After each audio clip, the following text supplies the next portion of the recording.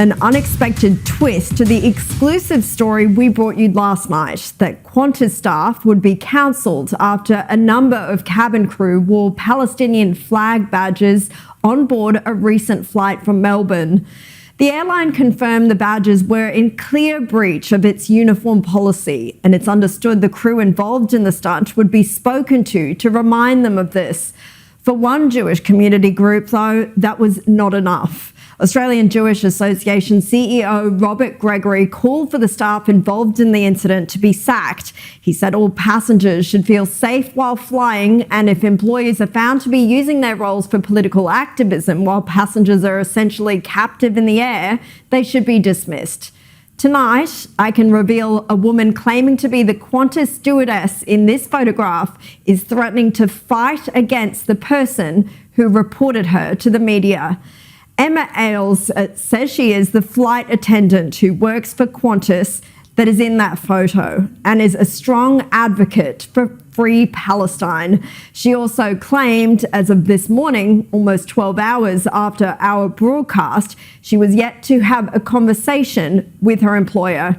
Ms. Ailes reached out to a group called the Voice of Palestinian Christians in Australia for help, and that group dutifully shared her message to its public Facebook page. It wrote, "Should this lady lose her job for wearing Palestine flag? Certainly not. Show your support and let racists, Sky News, know where you stand. Show your support and send message to the airline." It's understood Qantas is looking into this latest matter and that the airline did speak to Ms. Ailes both before, after our broadcast yesterday, and again this morning. The airline also provided broad reminders to staff about its uniform policy. I didn't feel particularly safe, especially when they're doing political activism instead of their jobs. They should be focusing on their jobs, which was poor service to say the least, and not focusing on political activism. That was the passenger who we spoke to last night, who said that he felt intimidated by the wearing of these Palestinian flag pins. This latest message from the stewardess involved, though, is particularly disturbing. Harrison Grafenakis, the man you just saw there, was on that flight, and he said he didn't feel safe. The company admitted that what staff did was unacceptable and said every customer should feel safe and respected when flying on a Qantas aircraft. Yet, for Harrison's crime of speaking up about this, he has received personal threats and abuse and found himself at the centre of a targeted campaign to discredit him and us for reporting the story. He's received a number of abusive messages on social media, including this threat: "If you were intimidated by a effing flag pin, wait till I find out where you live."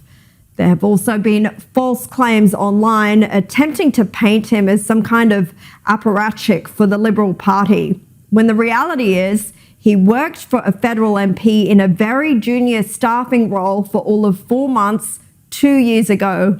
He's not on the party's payroll. He is not a branch president for the party, as I've seen claimed online. And even if he was, it would not change the story. It's not as if Harrison pinned the badges on staff himself.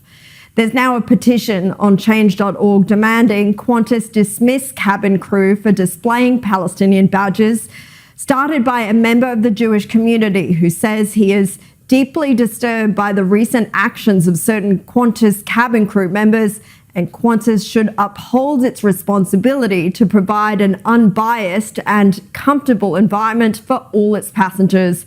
The petition has already garnered more than 1,500 signatures. To his credit, for someone so young, that passenger says he will not be bullied by trolls so desperate to shut down this story that they're clutching at straws. And we promise we won't be silenced either. We will keep bringing you these stories you won't see anywhere else.